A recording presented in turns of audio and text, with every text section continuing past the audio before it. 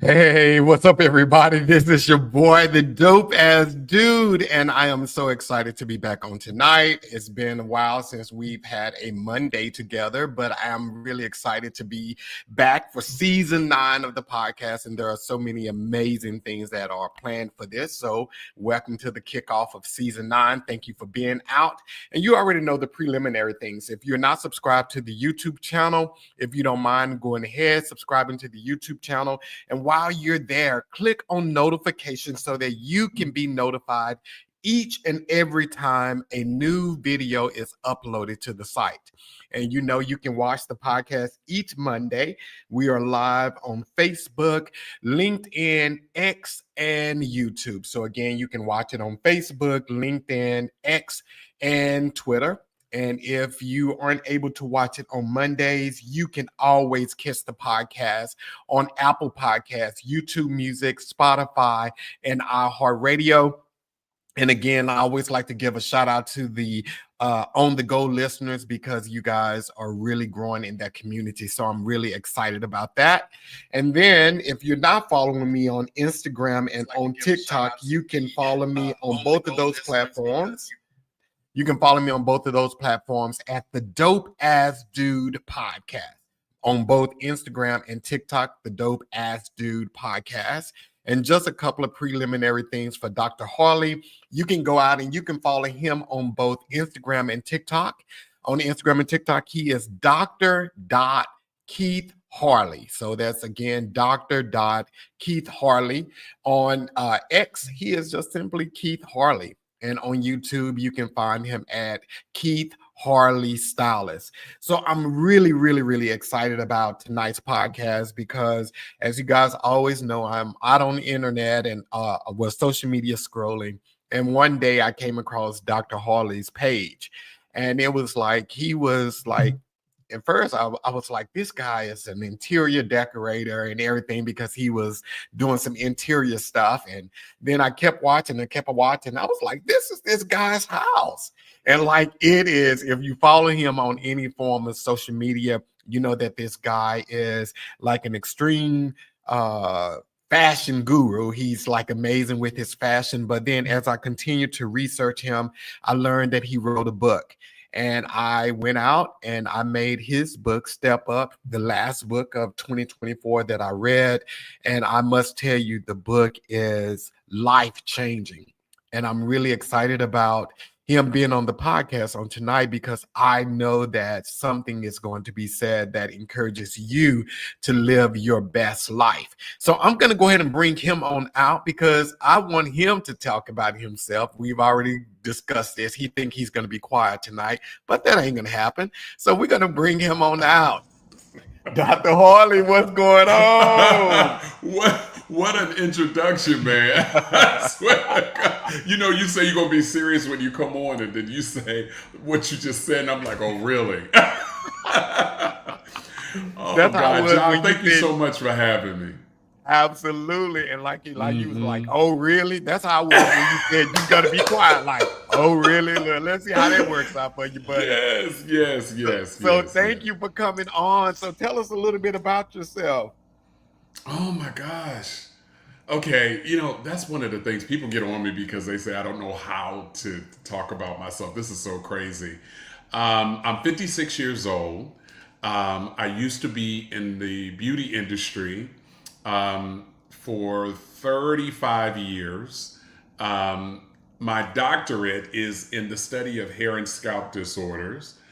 So I had 2 hair and scalp clinics in the Washington metropolitan area. In 2019, I retired and I relocated.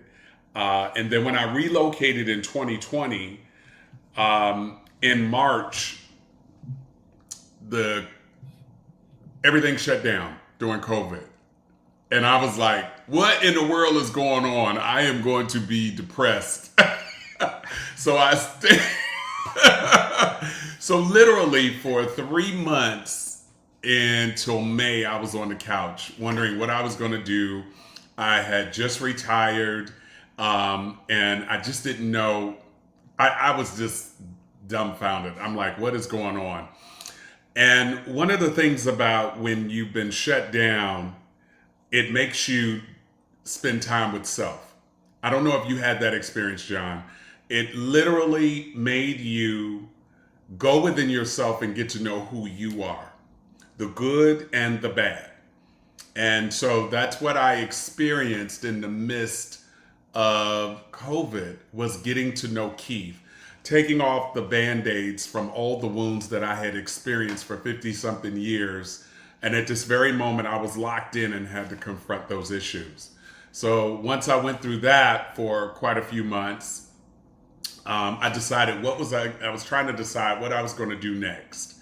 And so one day I was on this TikTok thing, and I said, "Oh, this seems interesting." So I started doing a couple of the dances and stuff.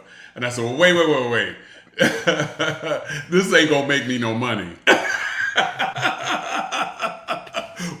I'm up here doing these dances and trying to memorize them and all the skits. And I said, "Well, this is not gonna make me any money." So then I decided, okay, Keith, what's next? And I decided to take my life experiences and finish my book that I had started 4 years prior to that, and decided to become a full-time influencer where we focus on fashion, food, travel, decor, motivation, and inspiration. And that's how this new career started in the second part of my life. Wow. So I like how you said that you had to, the world coming to a halt caused you to like look inner and really get to know who you are, because I think a lot Mm-hmm. of times we think we know who we are, but when we Mm-hmm. have those moments that causes us to be silent, it's scary. It's scary It's because we scary. realize a lot of stuff about ourselves that maybe we Mm-hmm. suppressed, we even Mm-hmm. forgotten about it and that kind of stuff. So when you did that, was it hard for you to like dig deep? Yeah, it was difficult because I couldn't shake it. I couldn't run away from it because I was there stuck with myself. So I had to take a look within myself and figure out what the pain was. I figured out where the pain came from, and uh, how I was going to live the rest of my life. Was I going to continue to be in pain, or was I going to address the pain and make a decision that I was going to come to a solution to fix it? Now, let me just give you a little note. Sidebar. It took me 50 something years to become who I am. So to address the pain and then to fix it, it doesn't happen overnight for you to become this new person by you addressing this pain. So I want people to know, and I want you to know, it took me 50 years to become Keith. But then I had to go back and address some of these issues. And in a short period of time, I had to do the hard work to heal myself from my past and become who I am today. Wow. Yeah. Wow.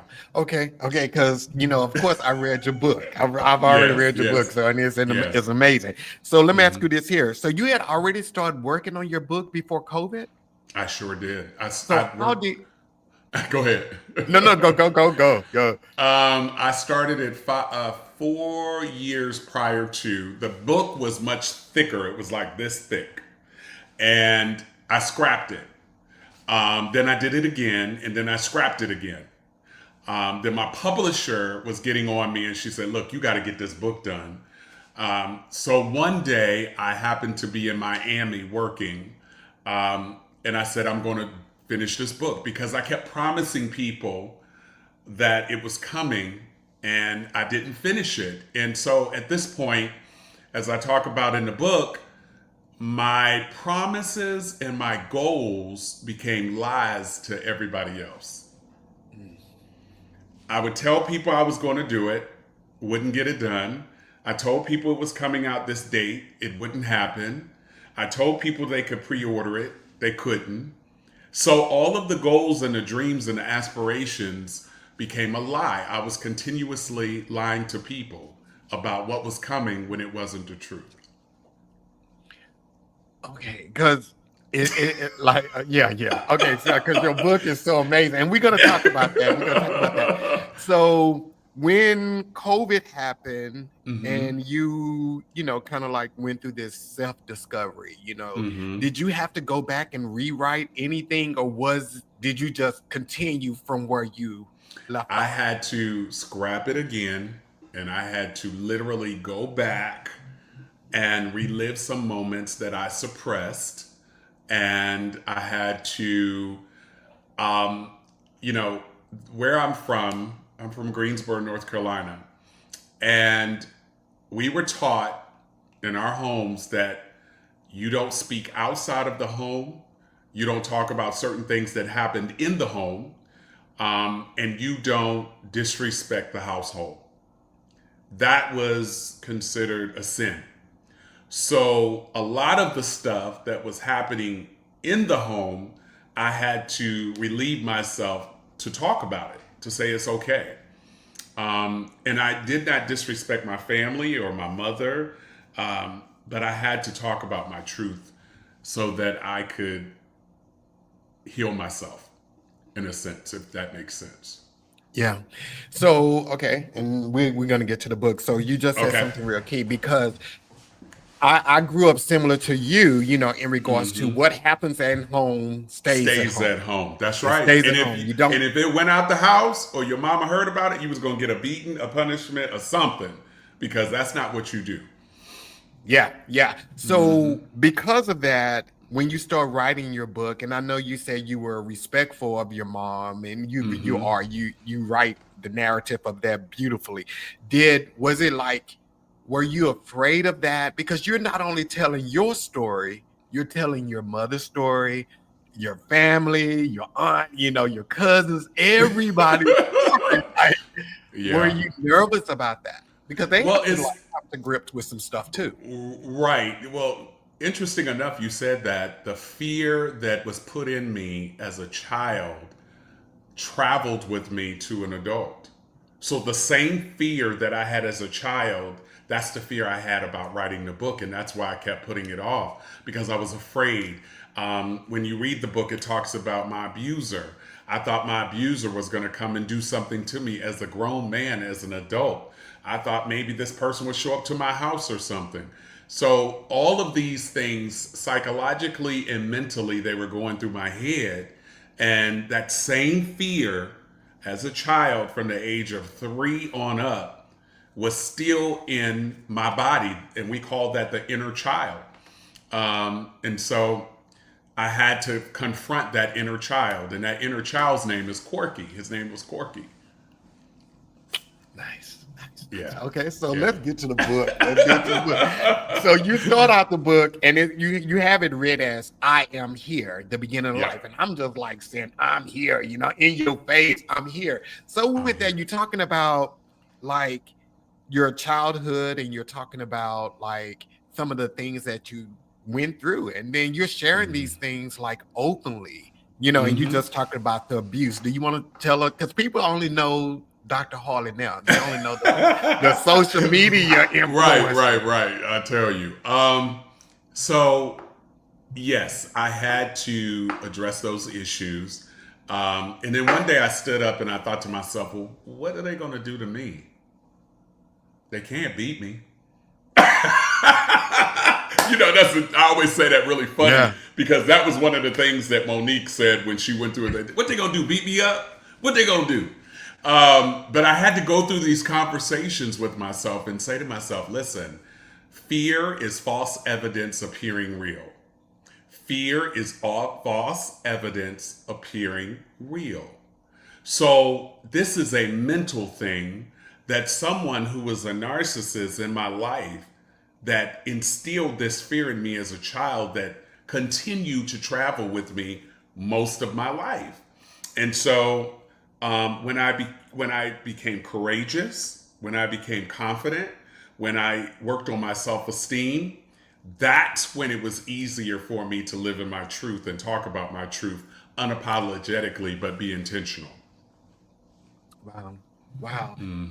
And I mean, when I read the book, your story is similar to a lot of stories that I've Mm-hmm. heard from others, abuse Mm-hmm. within your family. And then you Mm-hmm. talked about like, who do you go to for help? It's so many people, they they are afraid to go. And I think the youth of today, the advantage Mm-hmm. that they have, their parents are they're more open to listening to them. But because Mm-hmm. back in the day, some people, they would go to their family and they would tell them what happened, and their moms would be like, no, you're lying, he didn't do that to you, all of that kind of stuff. So it was Mm-hmm. like, so Mm-hmm. as a man, Mm-hmm. like, what do you say to other men who have experienced some of the, abuse? Because you had mental, physical, and Mm-hmm. physical abuse. What do you say to other men that experienced that? So, very interesting. Any speaking engagement that I've done, any workshop that I've spoken at, to men and women, um, 50% to 70%, almost 75% of the group have had that experience. They either suppressed it, did not talk about it, or they kept it with them for most of their lives and never ever discussed it. My brother, who I write about in my book, um, he talked about it with his wife and his daughter when the book came out. They came to my book signing, and that was the first time that his wife and his daughter read the book. And it was a very interesting moment because we were all sitting together when it happened and we discussed it. So, you know, but here's the thing, there's a lesson in this, and I want people to understand this. Right now, right this very moment, and then as I've talked about it, because I was so used to being one way, like this very moment when I say it, I am convicted in what I'm saying. I normally look for something to be wrong when I say what I just said to you and your followers. So just as it came out of my mouth, I'm looking for the pain. I'm looking for the suffering. I'm looking for somebody to do something to me. I'm looking out the window to see if somebody's going to go. But guess what?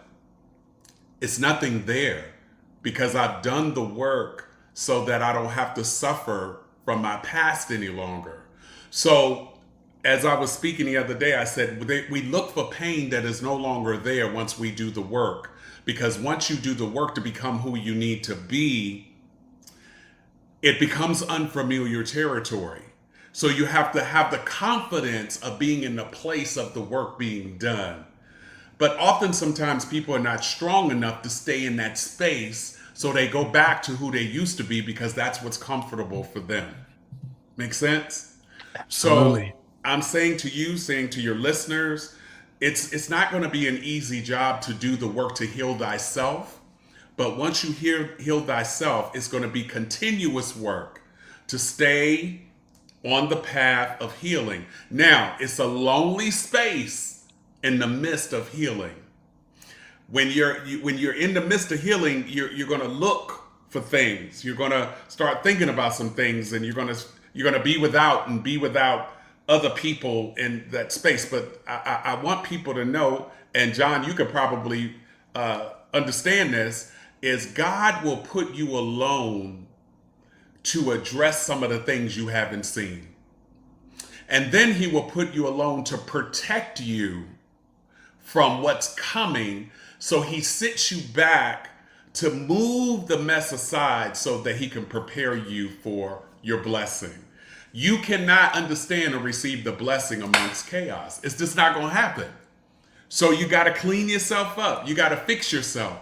Because what you do is you continue to bring that trauma, that drama, and that mess to new relationships and situations, and they don't work out because you did not heal yourself from your past. Oh my God. Okay, that's really, really good. That's really, really good. That's really, really good. Right. Okay, so let's talk about that though, because like we hear people all the time now. Therapy just seems like it's so cliche now. Everybody say, "Oh, I got Mm-hmm. a therapist. I'm doing this here. I'm Mm-hmm. putting in the work," but people Mm-hmm. really don't understand that. like how you describe it, that healing sometimes is lonely. It's not always a easy thing, and it doesn't mean that you have to play. I think a lot of times when people are going through the healing process, they're putting themselves in the victim role, like something has been done. Now you trying to be better in the future. Something may Right. have happened to you, but you're trying to be better in the future. So how do you, if somebody is listening tonight and they are at a place that they want to be different, but like how you said, we always go back to the familiar. They've tried once before and then they found themselves missing, well, not even missing what they left, but they found themselves, maybe life is not going the way it's supposed to go. And then, of course, those voices start going, oh, well, you need to go back. You should have stayed where you were. Things was good that when it really wasn't good. So what words of advice would you give somebody to stay out and to keep moving forward? First of all, stop trying to fix people to be right for you because you're not willing to fix yourself to be right for you. That's first. We always make this mistake. Oh, he or she is just right. I just got to tweak some things about them to be right for me. But usually what happens is when you're trying to fix other people, you still haven't addressed the issues that you're dealing with. And let me give you all some signs of people that are always trying to fix people. The ones that always have an opinion about what you're trying to do. The ones that are always going to speak negative about something that's going on in your life. The ones that open their mouth before listening. They always want to give an opinion about what you're doing because they're not willing to take off the Band-Aid and fix themselves. And so what happens is, okay, we think that we have to settle, right? We think that we have to settle and say, okay, he's cute, she's cute. I'll take this, I'll work with it, I'll fix it. And then you mold them and shape them into being just right for you. And then what happens is they go, they walk away. And then you're sitting there wondering, well, I did this for you. And your first statement is, I gave you this, I did this for you, I made you who you are, da da da da da da da. Every time you try to fix somebody, you're fixing them for somebody else.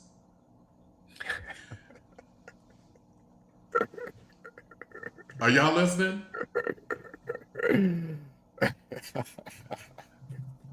Every time you fix somebody, or you start to fix them, dress them up, make them dress differently, make her wear a wig differently or her hair, you're fixing them for somebody else because you now have become an option.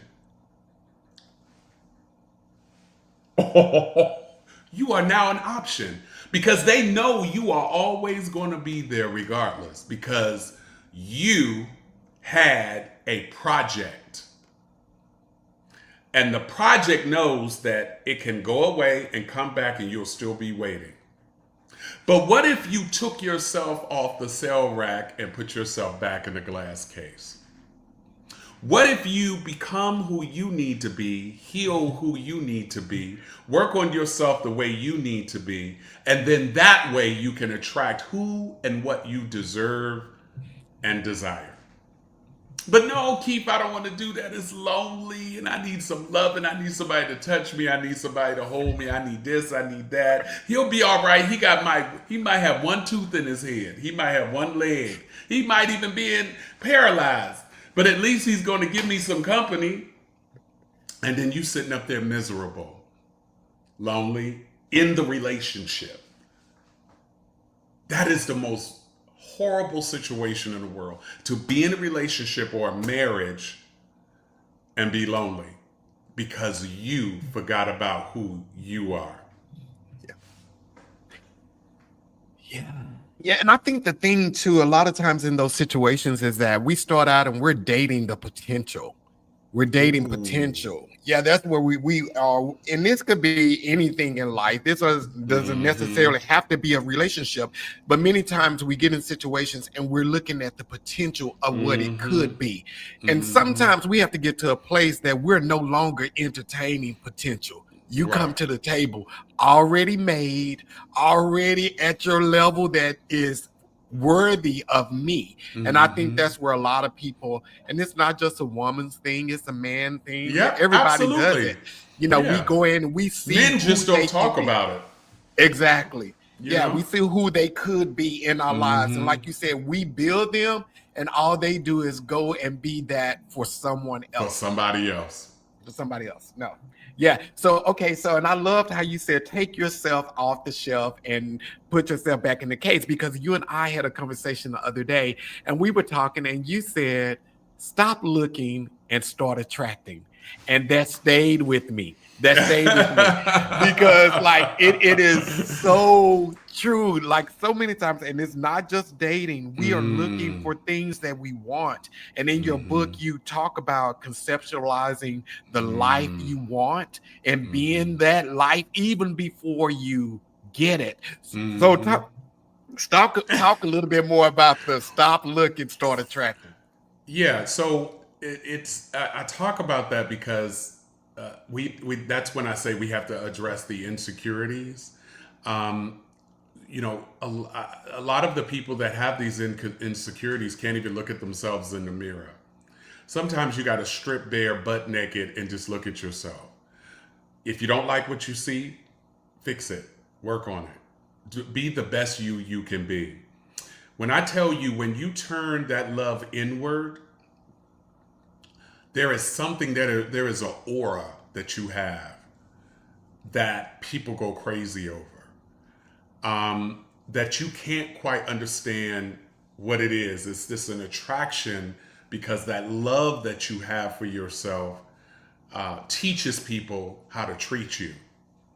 And I think people miss the boat that way because they have all these insecurities, but they go to the end of their lives laying down, looking up as they transition, but they can't get up, reflecting on what they could have done and lived life differently. I don't want your followers, I don't want you, I don't want anybody to have that experience. And while you're hearing it now from me, I want this to be embedded in your DNA. That the more you love yourself, the more you will attract what you deserve. The more you will teach them how to love you and treat you. And you will have an impactful life, I promise you. But if you continue to go down the path of people pleasing, which devalues the value of who you are in your existence, you will continue to have the same problems over and over again until your life ends. The transition may be quick or it may be slow.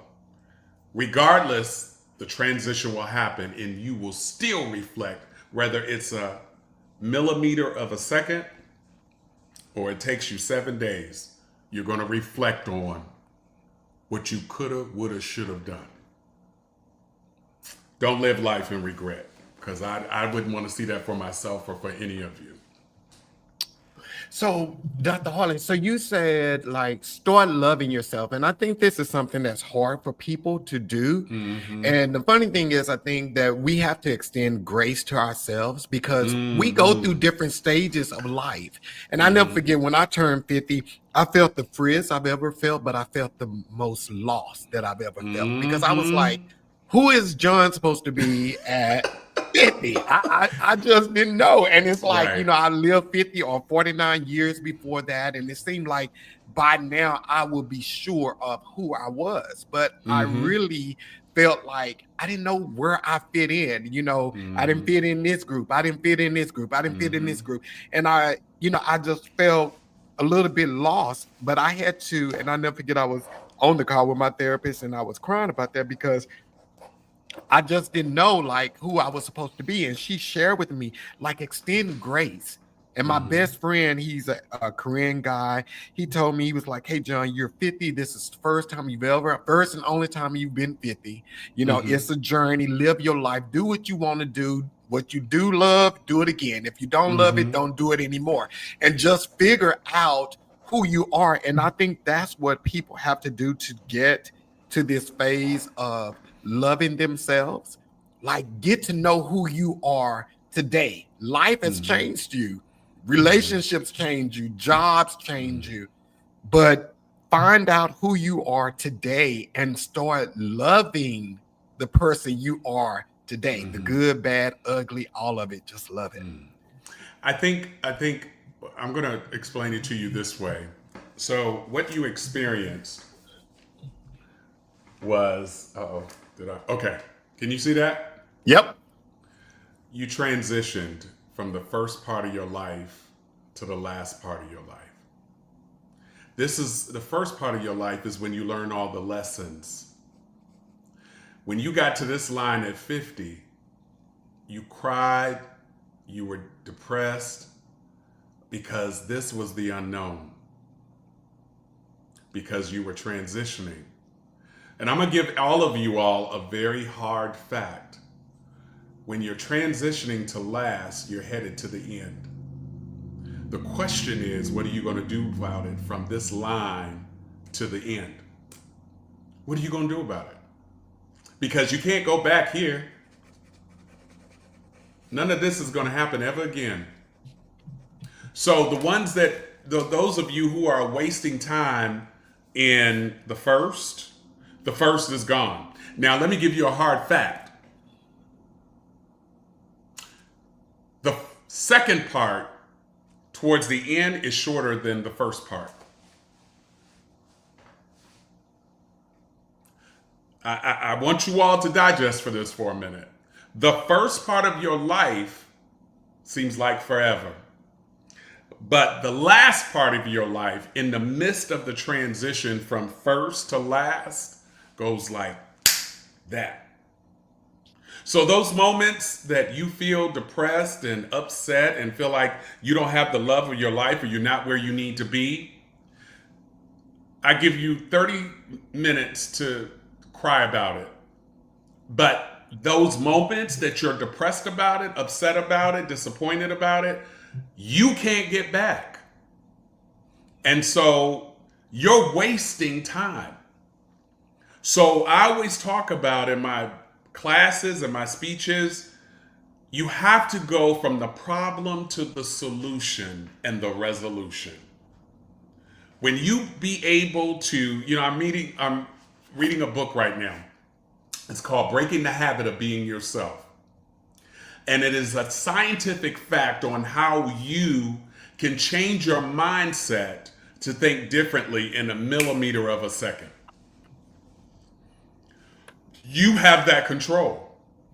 So what John just said about what he experienced was his transition. He's like, oh my God.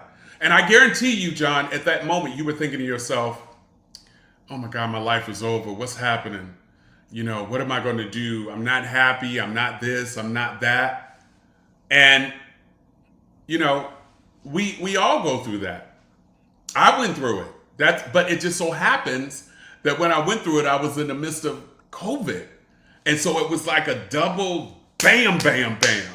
Because I couldn't get up and run away from the problem. I couldn't get up and run away from what I was feeling. I had to sit with myself in it, knee deep, and address it.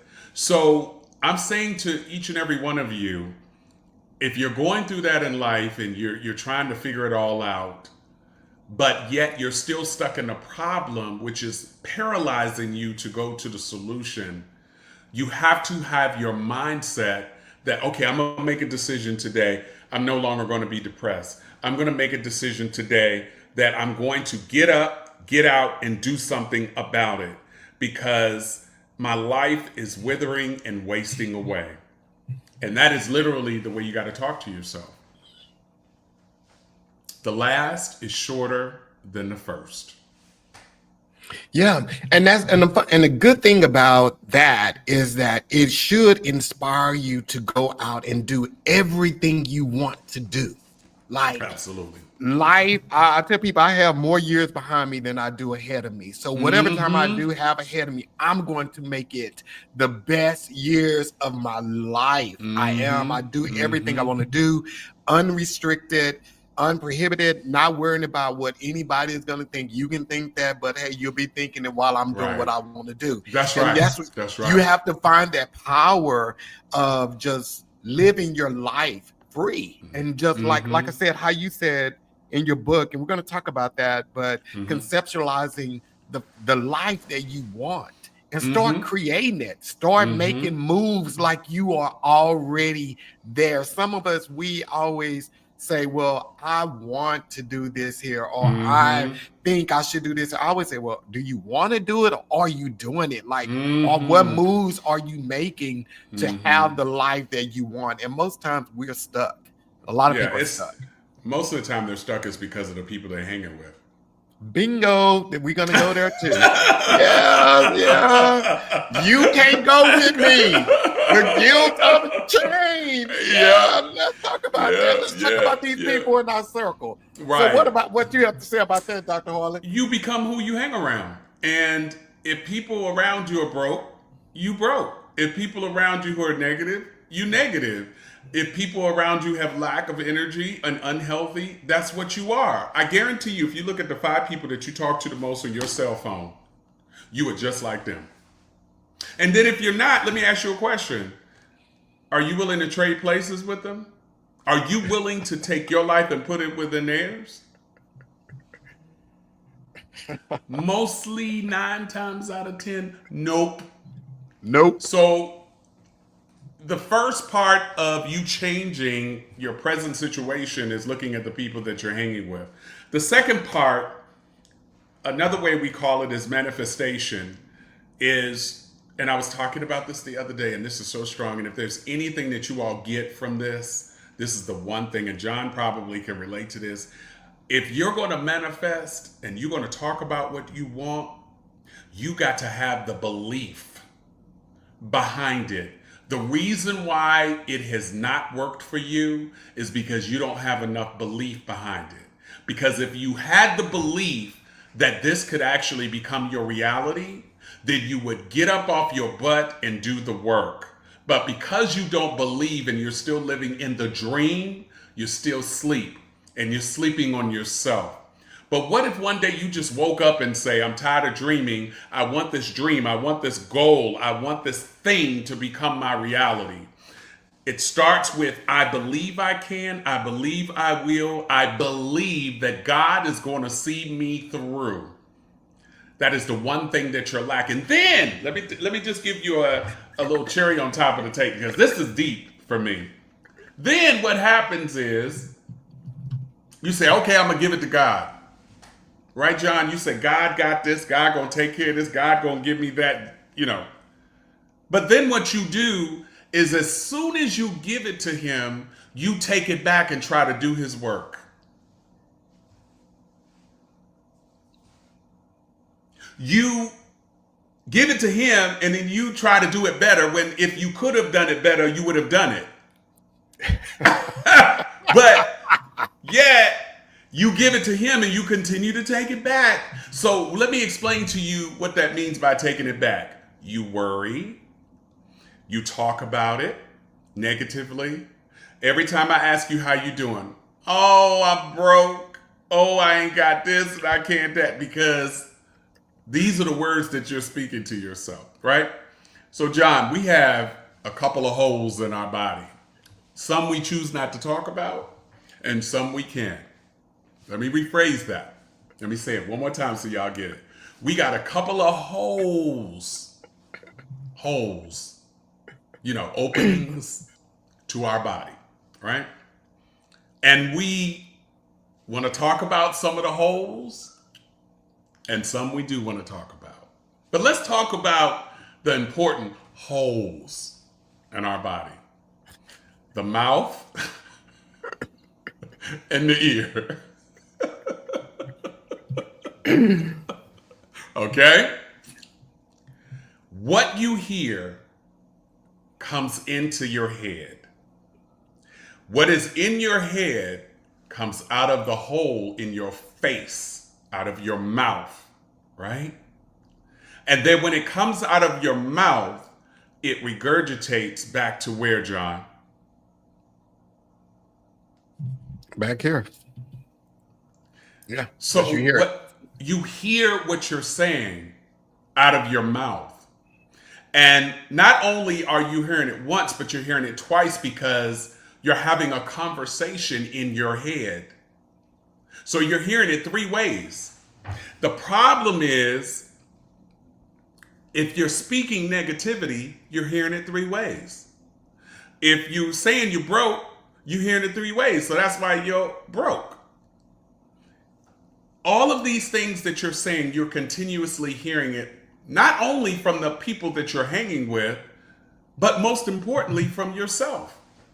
So my question is, what you gonna do with it? When are you gonna change the conversations that you're having with yourself? When are you gonna change the conversations that you're having in your head? And when are you gonna change the conversations of what's coming out of your mouth when you continue to hear it and spew it out on a regular basis? Yeah. Belief. Yeah. And you know, the funny thing about change in our circles, I think that we get so loyal to people. This person has been my friend since kindergarten, but what value are they adding to your life today at 40, 35, 50, whatever age you are? What value are these people adding to your life now? And like you said, we become who we hang around with because Right. it is a normal thing. We do not want to be the one that stand out. We Right. say we do, but when it comes to our family and our friends, we conform and we try and fit in, even if it requires us to suppress who we are to make You know them what that comes feel from? better. That's fear. That's insecurity. You know, for the first time in my life, I don't know about you, I don't give a damn what people think. I really, it is none of my business what you think about me. And I'll be very honest, I did not come to this until maybe 52, 53, because I was putting too much hope, love, and respect in other people. I was putting people on a pedestal that didn't deserve a stepping stone.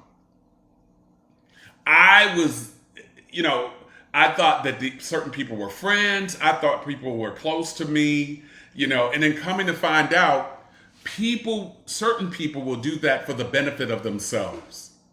Family members will do that for the benefit of yourselves. If there's another thing I can tell you, I think I put this in the book. If not, it's not in this one, it's in the one coming. You can't choose your relatives, but you can choose your family. If you want a certain family around you, choose it. But their relatives, they can stay relatives or they can stay family. But you have options. Choose wisely. Yeah. Wow. And so people that are listening, people that are listening, because it is so hard. It is very hard having to not and cut people off. That's the easiest way to say it, and cut circles and move on to things. And you talked about this in your book. When you're switching levels in your life, sometimes those transitions are lonely. But the good thing about it is when you get to that next level, God will connect you with people to walk with you at that level of your journey. But here's where we go wrong is we're trying to take Bobo, our cousin, from level 3 to level 4, and he's filling a place that he shouldn't be filling anymore. He's occupying space in our lives that is destined for someone else. But as long as Bobo is in that seat, the new person can't sit there because it's filled. That's because that's what we were taught. That's what we were taught. We were taught that we had to bring Bobo or our cousin Bubba. we were taught that it, you know, and but listen, I always do something, okay? So I want you all to have an analogy. Now I'm from the country, right? And in the country, we had these porcelain cups. And my grandmother used to drink from a porcelain cup, and she would drink Sanka coffee. Y'all remember Sanka? And in that Sanka coffee, she always had to have a saucer and a cup, right? Now, here's the issue that people make in life, the problems that people have in life. They're always trying to serve to get some slurpings and drippings out of the saucer because ain't nothing in the cup. The cup is you. So my question for you is, when are you going to start filling your cup, and what drips over in the saucer is for everybody else? Why do you keep continuing to try to fill everybody's saucer? You broke, you lonely, you disgusted, you depressed, you don't have any confidence, you have lack of self-esteem, but yet you keep looking in the saucer for Bubba, who knows you always going to be there, who knows you're going to give him $2 to go get a beer all the time, and they just know because they see you coming a mile away. Oh, he's a pushover. Let me just go on and get it. He gonna give it to me. And they know it because you continue to let people do it. Same with your relationships. Those of you who are in those long-term marriages and relationships, y'all stay around because you don't want to be lonely or you don't think you can find anybody better. Yet, the other individual has already found somebody better. You just around to keep a pillow under their head.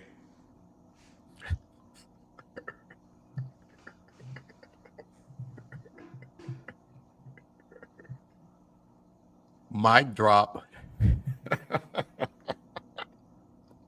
So y'all just lay in there cohabitating and you're miserable, but they're happy because they have the best of both worlds and they get to do what they want to do. And then you find yourself trying to figure out what they're doing. Let me tell you something. The moment that you're in a relationship and you got to look to see what somebody else is doing, it is over. I don't look in phones. I don't look and see where you're going. I don't ask who you with. I did that in my younger years. I did that I don't give a shit what you're doing because it's on you. It's not going to negate my happiness. It's not going to negate who I am as an individual. I love myself too much to have to put myself in a situation where I have to look for something to be right or wrong. If it's not right, if it's not wrong, if it's wrong, whatever the case may be, then it is what it is. Then I make the decision whether I want to stay or go. But I'm not going to look for it. We take ownership of others' actions. Yeah. What they do is not us. That is not a reflection of us. What becomes a reflection of us is when we stick around and we continue to tolerate it.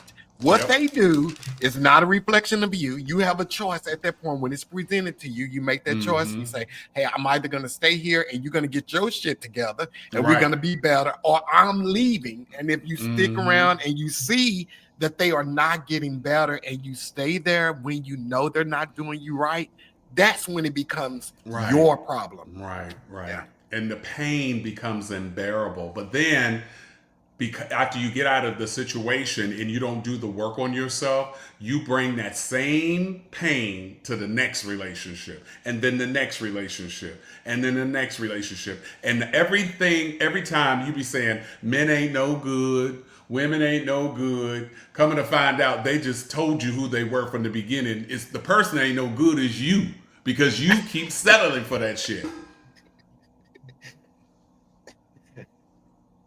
Dr. They Harley, told you who they were. You saw the signs. They lied to you in the beginning. They said, oh, I did have a job. Yeah, okay, baby, it's gonna be okay. I know it'll work out.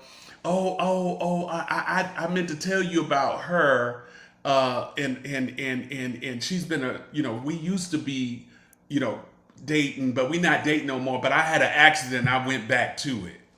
It's gonna be okay, baby. I understand. But then they told you who you were and you didn't want to listen because he tapped that spot and one of those holes that I told you all about. And you feel like that you're gonna go ahead and fill that hole and it feels good and you gonna be good. No. And then some of y'all are in the situation, John, you're going to love this, and ain't none of them holes being tapped. None of them. You can't hear nothing. You can't see nothing. You can't even say nothing. You don't even feel nothing. None of them hoes. And you sitting up there looking stupid. Oh my God, they need therapy out the you tonight, Doctor. It's People, we came. reality. Yeah, it's reality. It's reality. But let me. So this is the thing with that, though. I think the reason when people tell us or show us who they are in the beginning, this Mm-hmm. is another place that we go wrong, is that we believe we are the exception. Mm-hmm. That they're not going to do us the way that we see them doing other people. They're Mm-hmm. going to love me differently. They're going to treat me differently Mm-hmm. because I'm good to them. I'm loyal. I'm What did you this just say? I'm good to them. good. Yeah. But they're not. I'm loyal. Yeah. It's no except when people show you who they are in the very beginning, listen to them and Mm-hmm. believe them and walk the hell away because That you're part. not the exception. They're telling you this is who I Right. am, and I'm going to eventually do the same thing to you. So just Yes. walk away and let them go. Yeah. And let me Let them let go. me let me explain to people. I can speak on this because I lived it. I don't want you all to think that I'm speaking on what I've been taught. I'm speaking on what I've been through. And I think that's the mistake a lot of people make. They talk about what they've been taught in the books, or preachers be speaking from the pulpit about what they think is right, but yet they still have an affair with three other women in the choir stand, or people. Listen. No, I'm telling y'all what I've experienced. And it's always the people that are running their mouths that are doing exactly what they're telling you not to do. But they feel it's their place to teach you rather than teach themselves. But I'm saying that all to say we have got to understand, take the signs, take the signals that God gives you, because he gives them to you in the beginning. Now, if they come forward and say, I have a problem and I need change, then take that for face value. But you got to stop staying in situations that are not going to elevate you to experience the last part of your life with life, love, energy, and excitement. Yeah. Wow. Okay. So let's talk about this a little bit too, because you talk about this in your book. Mm-hmm. When people, and we're not gonna just narrow it down to, the things that you went through. When people are in situations that are like hurtful and Mm-hmm. can be embarrassed, a lot of times people feel a sense of shame, and that Mm-hmm. causes them to stay a little bit longer than what they supposed to. Like, what advice do you have for someone who is sticking around Ooh, because that's a good one. of You sure you shame? ready for the answer for that? Well, after what you done said tonight, I think I'm ready for anything. Yeah. Okay. Let everybody brace themselves. Woosah. Woosah. The pain is more painful to stay than a lifetime of pain. Okay, the pain is painful to stay, it will be forever. But when you leave, the pain eventually goes away and you heal in the process. So if y'all are in those situations and the pain is hurting, just think about it. You're going to stay and it's going to continue to be painful. But if you decide one day that enough pain, well, what happens is actually you become numb and you don't even recognize what pain is because you just stay and deal with it. But if you don't want to experience that pain and become numb, then you make a decision to walk away. The pain is temporary. So the longer you stay, the pain will always be there. When you begin to go, the healing will start. And there is a peace and a freedom that you cannot put into words. I guarantee you, and I guarantee you that there is somebody out there that's going to love you the way you deserve to be loved. There's going to be somebody out there that once you've learned how to love yourself, they're going to love you unconditionally. They're going to love you they'll love you when you look ugly in the morning. They'll love you and not criticize you and support you and make your existence worthy. Often, sometimes when you're in these situations that are uncomfortable, you devalue your existence. That's not God, what God created you for. And I want you to understand, and I don't mean to hit all of you all hard, but the more you devalue your existence, that is hurtful to God, because He did not create you to diminish your purpose. And understand, He did not give your vision to these other people. He gave your vision to you. Don't let other people try to alter that based on their craziness. The more you devalue who you are, the more you devalue and hurt God, because He created you in your own image. He created you. Nobody has the same fingerprint, nothing. You are you, and you are you. And so every time you diminish that, you're hurting what has been created. I'm going to tell you something real quick. And this is what really did it for me. So you all remember this in 2024, or was it in 2023? I think it was 2024, when we saw the eclipse. Was that 2024? Yeah, I think so. Or, yeah, it was either 24 or 23. Yeah, it's Okay. been recent. Yeah. Yes, but it was recent. So let me ask you a question. What was you doing when the eclipse came out? Sitting in Did you my see it? house, looking at my neighbors outside in the front yard. And what did you and what did you see? What did you see when you Yeah, I saw mean, the eclipse? I was, I didn't even go outside to look at it. I stayed in my house. I just saw them out in You the saw it on yard. TV? Yeah, I did see it Okay. on TV. So let me tell you, I went out back. I went outside, and I experienced the whole thing.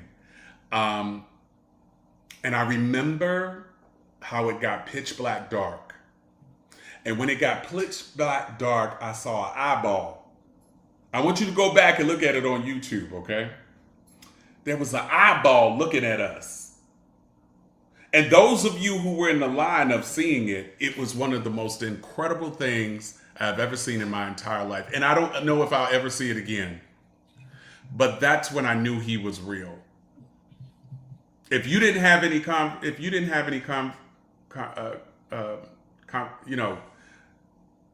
didn't know that He was real at that very moment, the eclipse and what I saw, sometimes He has to make Himself known to get you to change.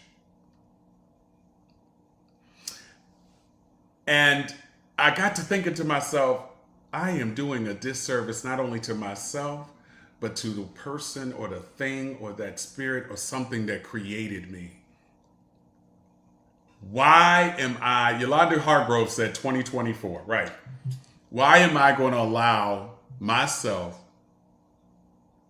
to sit around here, be lonely, unhappy, depressed, with people and situations that are not for me and my future? Why am I going to do that? It's a waste of time. He's real. He created you. If you could think back and see where you came from, you don't even know. You just know you appeared. So the same way you appeared, John, is the same way you could disappear. What are you going to do between the appearance and the disappearance is the question. Are you going to waste it on some crazy person that don't give a doo-doo about you? Are you going to waste it on a person that doesn't respect you? Are you going to waste it on the past that you can't do nothing about because it's gone? Are you going to waste it on people who you think care about you but don't know how to respect you or love you the way that you deserve? You have choices. Choose wisely. Oh, I love that. I love that. So Lasunda said, it is a hard thing to walk away, but it's one of the most liberating moments you will ever experience. I 100% agree with that. That's absolutely true. Yeah, so one last thing, Dr. Harley, before we go, and you talk about this in your book, and that's forgiveness. Because sometimes people think, and you say this in your book, forgiveness is for you. It's, it's not really, it's for them, but it's for you to release. Talk about forgiveness a little bit. Like, How do someone forgive someone that has hurt them horribly? How do you do For that? well, John, hear me loud and clear. Forgiveness is for you, not for them.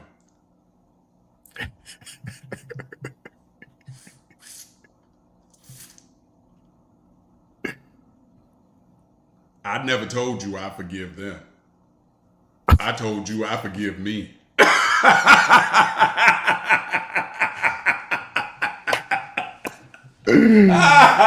Look, Oh my God. you ain't never heard me say, I forgive them. And you will never hear me say that I forgive them.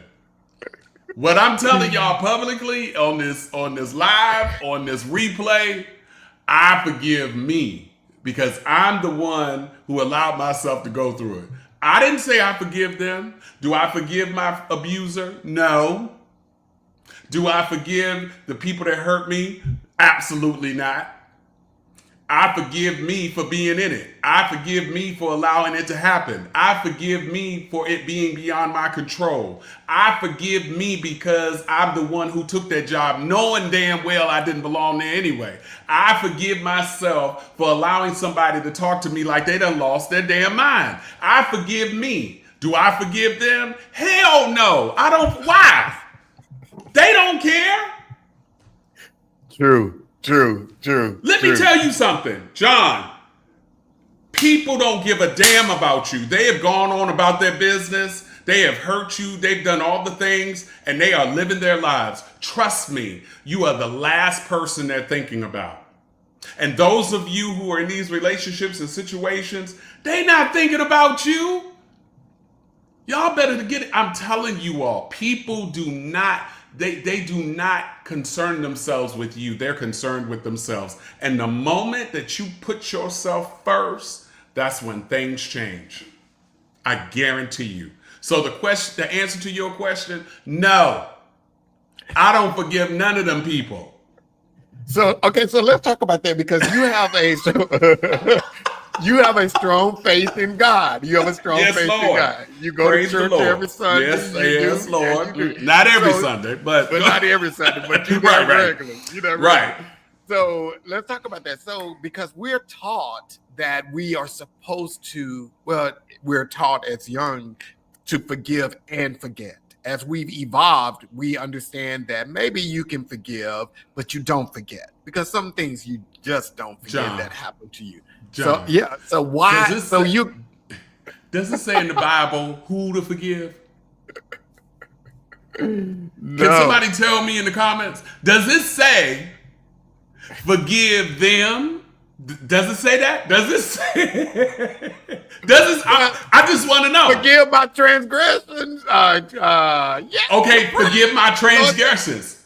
But it didn't say the person in the transgression, right? Come on now. John, somebody correct me if I'm wrong. Anywhere in the Bible does it say forgive him or her? I want to see in the comments. You can see the comments. Okay, so let's talk about that a little bit. So, okay, if you don't forgive, let's say going off of what you're doing, if you don't forgive, how do you move past that? Like, how do you move forward from it? You forgive yourself for the experience and you move on. Because when you begin to focus on forgiving somebody for what they've done to you, they are still part of your life. Because guess what? You're trying to do the work to forgive them. Let me ask you a question, John. Have you been in a relationship where somebody has hurt you? Absolutely. How long did it take you to forgive them? Okay, so that's I'm glad you asked that type of question because I think that's the thing of because I can forgive anybody for anything. I really can. How long did it take you to forgive that person? Probably a while and multiple times. And that's where I was going with it. Depending on the transgression, I guess. It could be no transgression ain't a friend and a person. Somebody give me somebody give me the definition of a transgression because the last time I checked, transgression is not human, right? Right or wrong? Okay, so the Saints are coming. They coming for you, Doctor. And what they say? So hold on. Tracy, she She gave the said scripture. Ephesians 4:32. And what does Ephesians 4:32 say? Okay, Tracy put that in the comments, and then let's see here. Mark, I like Tracy. Come on, Tracy, give it to me.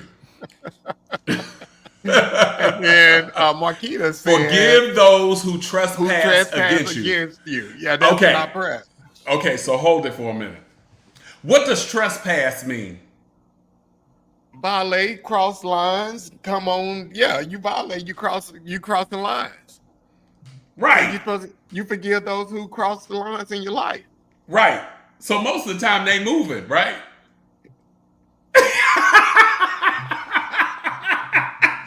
Trespass means movement.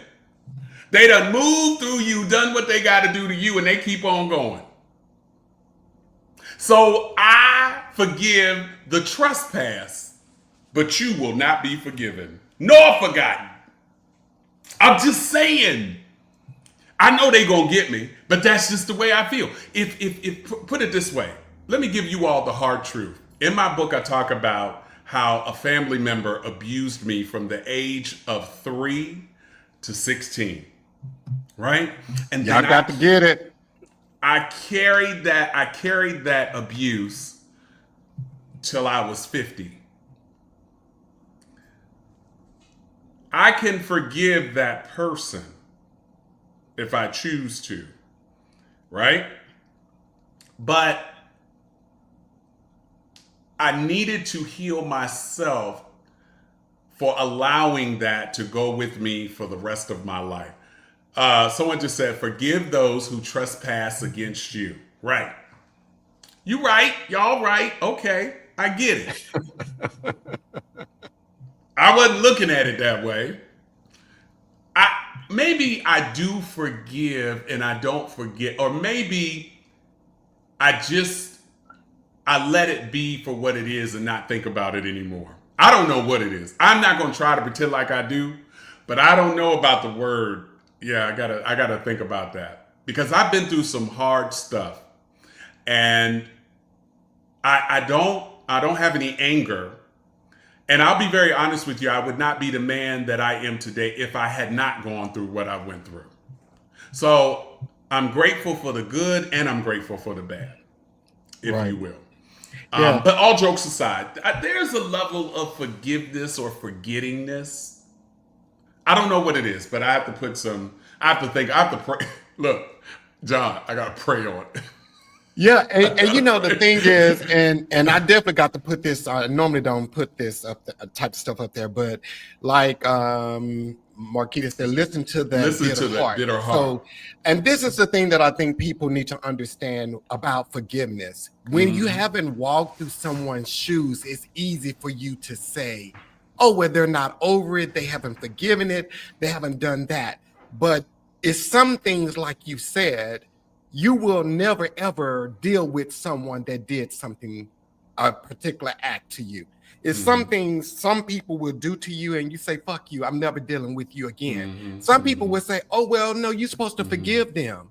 No, I have forgiven them, but I'm choosing not to deal with them. So I think people think, oh, well, he has a bitter heart because you're saying what you're saying. But I guess once they get your book and understand what Right. you've been through, then it's a little bit easier to understand why you could say that.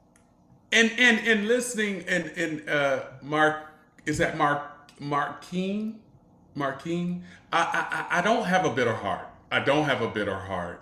And similar to what you just said, there when you've been through some things, like I know a friend, my best friend, she suffered in a marriage where she was abused, beaten. She went to work with a black eye all the time. And I gotta ask her. I'm gonna ask her about the word forgiveness. You know, it's not necessarily. I wouldn't say a bitter heart, but it may be what you just said. You just would never deal with that person any longer. But when I question myself, do I have a bitter heart? I know I don't have because I know what type of man I am, and I know based on what I went through, that's how I treat people. I treat people with what I didn't. I treat people how, not what I've been through, but how I wanted to be a better person and love on people. Um, but I guess, you've given me, all of you, and I want you to know, you all are teaching me something as much as I'm teaching you. I got to think about that word forgiveness, and maybe I'm using it wrong. Maybe it is that I've forgiven them, but maybe I'll never forget it, and I'll never let it take control of my life again. But maybe that's my way of saying I haven't forgiven, if you will. Right. And I think too, this is another thing that people have to understand is that forgiveness is something that takes place multiple times for the same act with some Oh, people. absolutely. Every day you may wake up and you'll say, oh, I forgive this person for that. And then tomorrow you wake up and that same thing is bothering you again. You Or have they to say- repeated it again. or they repeat it again. Yeah. And you have to say in those moments, I forgive them for that. Sometimes you have to forgive people until it no longer triggers you, till it no longer hurts you, and it's not just a one and done thing. So I can't say whether or not, and I can't judge you if you have, or if that person is deserving of forgiveness, because I haven't walked in your shoes. And once we learn to allow people's story to be their story and mind our own damn business and stop being judgmental and critical towards people, then the world be a little bit better. Yeah. So I don't like that type of stuff. I don't. Yeah. I don't like that. Let people, whatever their story is and whatever their journey is, respect that and shut the hell up. Right. And if because you don't agree people with don't it, shut up. understand.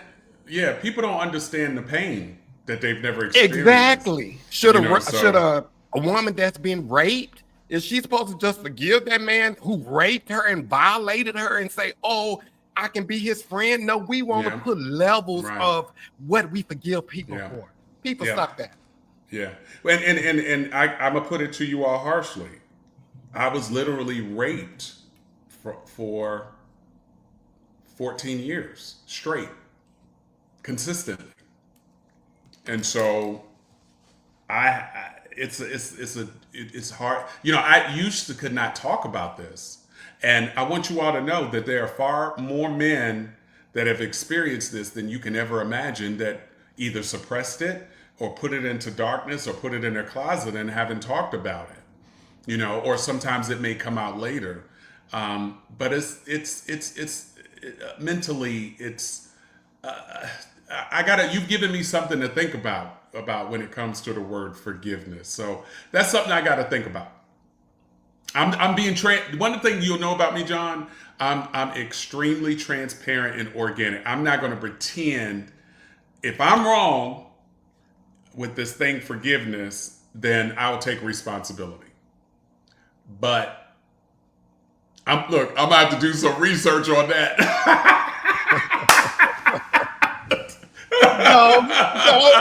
Be you. Right. You. Like I said, whatever you feel, that's your story. I don't feel vindictive. I don't feel like I want to go and get those people. I don't feel like that. But it is what it is.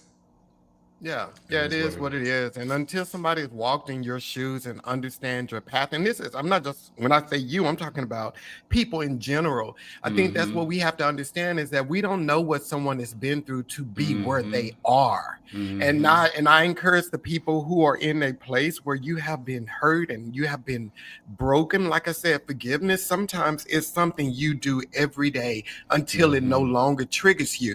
And in that process of forgiving, like you did, you extend grace to yourself and you forgive you for allowing those things to happen. And you forgive yourself for sticking around in situations that you do not deserve. And that's what forgiveness, like you said, it's more for me than it is for you, because I want to forgive you to a place that when I see you, I don't give two shits about you. You don't bother me. I ain't got to speak to you. Don't talk to me. And we all good. I feel nothing for you. That's where I want to be with people.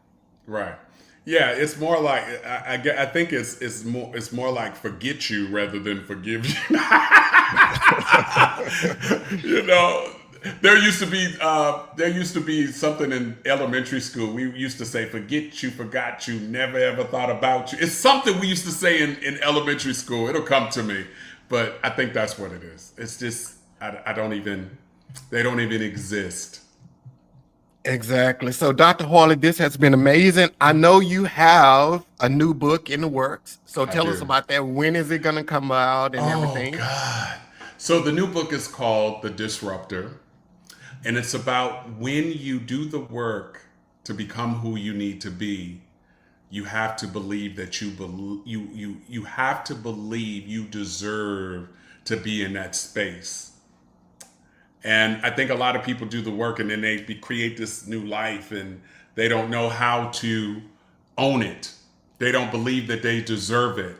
I talk to people all the time, when some people were broke and now they're successful and they can't even identify with being successful because they've never been to that space. Or someone said on my Instagram the other day, I showed my house and she said, I follow you for inspiration, but because of where you live and what you live in, I am no longer inspired because I don't see myself in that space. Mm. And I immediately responded to her and I said, we are not going to talk like that. And you're not going to make me feel guilty for the work that I've done just because you're not willing to do the work. And she, I know she got quiet because then it took her a while to respond. And she said, that was painful.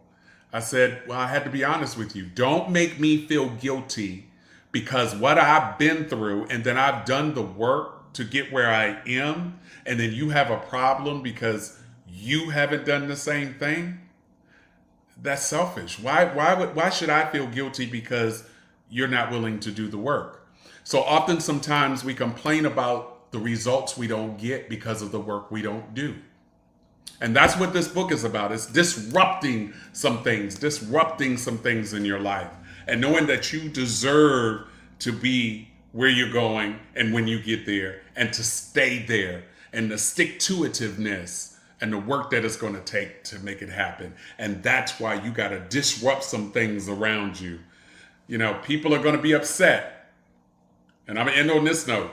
John, and whoever's on this live and whoever's watching, when you begin to do the work and you realize that your present situation is not your final destination because you choose to step up and then you disrupt some things, people are not going to like you because they no longer have access. So I need you to be prepared for what that takes. They're no longer going to have access. They only have access to who you used to be, but they don't have access to who you are today because of the work you do. John, I thank you for having me on this. This has been amazing. Y'all got me thinking about some stuff.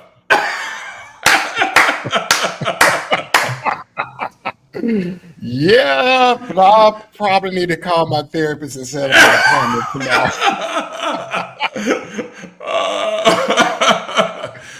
Just be mindful, y'all, of what y'all are letting in all the holes. Yeah, okay. Yeah, we're not going to touch that one. These hoes, this hole, these hoes here. So, uh, Dr. Harley, thank you so much for coming on tonight. This has been amazing, and I hope everyone that has been. So Leslie Green said, when is the book coming out? Oh, hey, Miss Leslie, that's my girl. I'm thinking June, the soonest. We're going to do a pre-sale in about a month or two. And then we have some ebooks. If you go to any of my social media platforms and you go to my link tree in my bio, you'll see some of my ebooks. E-journals. If there's any of you that want to do the work based on what me and John have talked about tonight, the first e-journal that I would suggest that you get should be The Inner Child. Before you do the work of who you are today, you got to go back and do the work of who you used to be as a child. And that will set the foundation of where you're going. So I would start there. Nice, nice. And just a shout out to Dr. Christy. She is she's on here. Yeah, she's on here. She's one of Dr. Harley. Her and Dr. Harley works together, and I've chatted with her on the phone and email. Thank you for tuning in, and absolutely, post the link for sure. If you have the link to post in the chat now, please post it in the chat. I can't believe she had time to be on here for me. What? Hey, you Dr. Keith Harley. You Dr. Keith Harley. Oh, so, hey, man, thank you. You guys go out and follow him on Instagram and TikTok. Again, he is Dr. Keith Harley. He does like some incredible things. He go live all the time, and he is like an extraordinary cook. You're gonna have to have me over for Sunday dinner, man. I see you on there throwing down. So check him out. Everything that he does, it is inspiring. I'm telling you guys, it is just. He's one of the most inspiring people I know, and I'm happy about being connected with you, Dr. Harley, for sure. Thank you, John. Let me tell you, when you reached out and I went to look at some of your, we always do our background checks. I had to see who you were, brother. And I tell you, your energy is infectious. And it's clear that you have done the work to become who you are. And you have a message that people need to hear. And if there's any one thing that I could tell you publicly is continue to do what you're doing, because people need to hear it. People need to see it. The energy that you have is infectious. People need it. So continue to do what you do, brother, because we need it. All of us, including myself.